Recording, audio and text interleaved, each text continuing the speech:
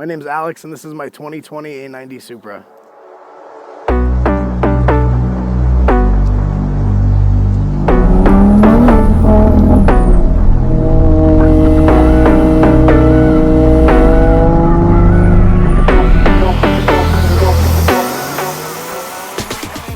All right, so got this lovely car.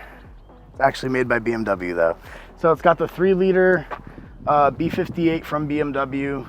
It's the Gen 2, so it has the upgraded fuel pump than what came from the 3 and 4 series earlier with the B58s. We got a top mount 64 millimeter precision turbo. The kit is by ETS, it's Extreme Turbo Systems. I got the turbo kit from them, full exhaust from them. I'm not too sure how big the downpipe is up top. Might be 4, 4.5, 5 inches. I'm really not too sure. They don't really give you options, but it's just fully straight pipe, catless, no resonators, no mufflers, nothing like that.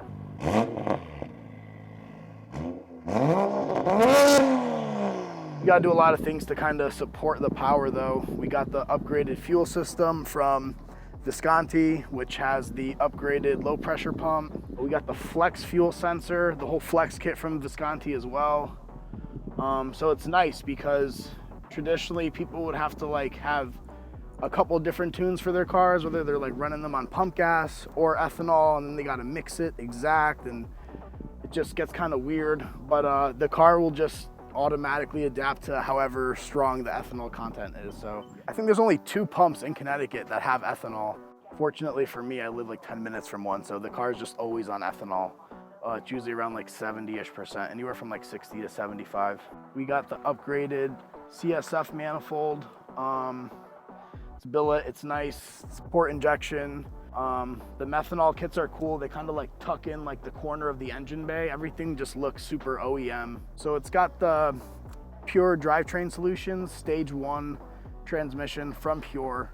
These cars typically, once you kind of start making around 600 wheel torque or so, the transmissions kind of fall on their face and they tend to go. Kind of just matter of when at that point. So upgraded transmission's good for, I think they say like 850 wheel torque, but people kind of squeeze a little more out of them. The car has stock rods and stock pistons, so it's completely stock, unopened motor. It literally has every bolt-on imaginable. Like anything you could replace on the car has been replaced other than the motor being opening up. Upgraded radiators, upgraded heat exchanger, all from CSF. Mike Body tunes the car right now. He's got the fastest Supra in the world, new Supra, of course. He keeps just breaking his records over and over again. He's awesome to work with. So he tuned the car for me. On the dyno, it made 815 wheel horsepower with a 35 shot of nitrous. It does have a dry shot of nitrous in the back.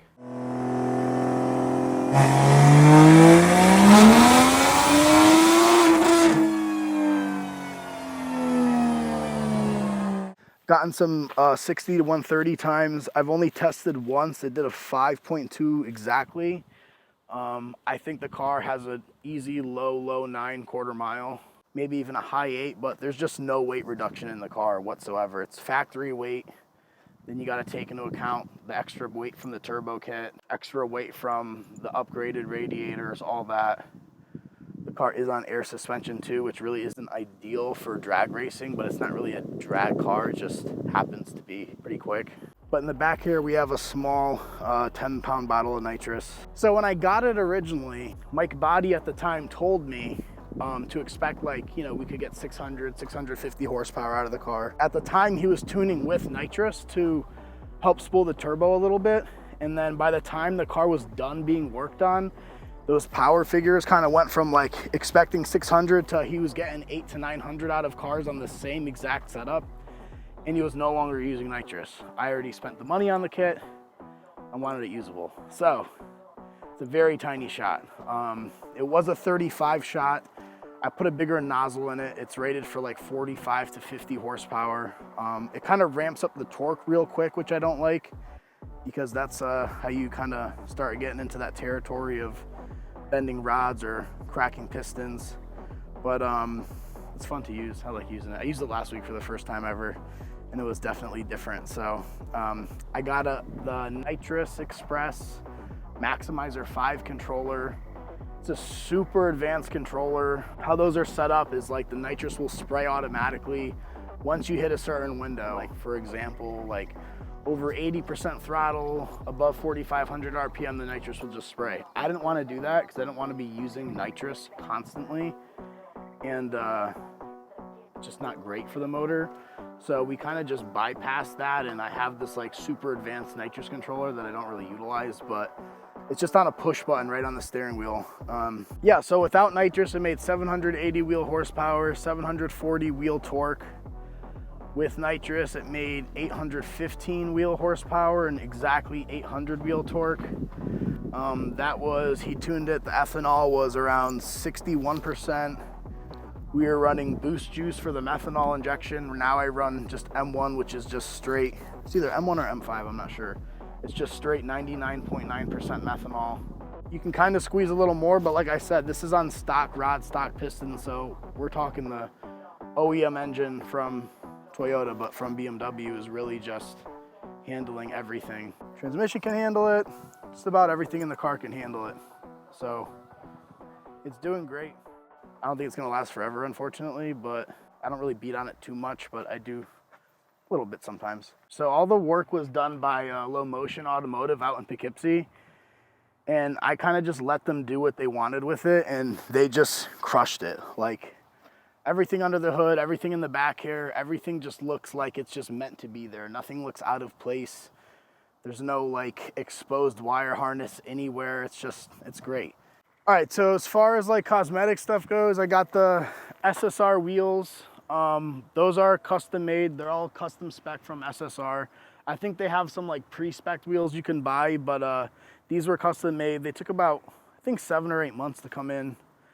And it's the factory diameter, so it's 19s in the front, 19s in the back. I think we squeezed a 265 up front and a 305 in the back. It's 19 by 11 in the back. I know a lot of people go with like a 10.5-inch width wheel. I don't know why I was so fixated on needing to be an 11-inch, but I was, and thankfully they fit, because I guess not most people do. But it was cool because we put the wheels on, we didn't have to do anything special. We aired it out and the fitment was just perfect. So nothing too crazy there. Eventually, just for when I go to the track, I'm probably just gonna get a set of welds for the back, 17-inch welds to put some slicks on it. Other than that, the Toyota R888Rs, they're pretty good. They do a lot better in the rain than I thought. But from a roll, the car is like brutal. The car has really tough time having any sort of traction under 40 miles an hour. It really just, you step on it at any gear, really, it just starts to spin. But from like a 40 roll or a 60 roll, if the R888s are warmed up enough, the car really hooks and takes off. So it's nice. So that's it really for the wheels. I got a lot of carbon fiber on the car. So we got the lip, the front lip, we got the side skirts, we got the hood. I'll kind of show the hood a little bit if you want me to. We got the hood from them. The rear wing was from someone else. I got the BMW, the M-style mirror caps. That's really it for carbon. I got this E-Venturi intake duct, which is probably my favorite thing about the car.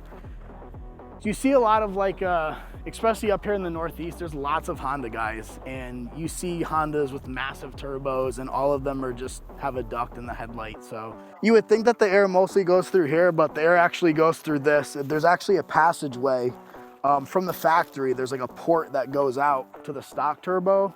Even though this one's relocated, it still works real well, and the air just goes right into the turbo. I was really worried when I put it in that like at nighttime I wouldn't be able to see that well. You see perfectly fine at night. Definitely has like a big wow factor. When I air out the car, nobody really expects me to pop the hood to have like this large precision turbo underneath, but it kind of is a giveaway when they see the headlight duct, and I get a lot of reactions from it. It's kind of funny, but it's probably my favorite part about the car. You can definitely hear the turbo a lot more. You can hear it spool quite a bit since there's nothing really blocking it at all. Other things, like I have the engine cover. I love that it fits with the intake manifold. I had to cut it to make it fit, which is cool. I want to get a BMW engine cover, kind of just like, I don't know, people get real upset about people calling these BMWs and stuff. I love it. I love BMWs. They're my favorite cars. The logo's kind of off-centered, so I have to try to find a way to retrofit it. But other than that, the car's pretty much done. If you're looking for something to daily drive, I'd definitely go with the BMW, the 340 or 440, depending on where you live. If you live up in the Northeast, all-wheel drive is gonna be your best friend for sure. So I would definitely go with like a 340 or a 440. If you're looking for something more of just a toy, I would go with the Supra.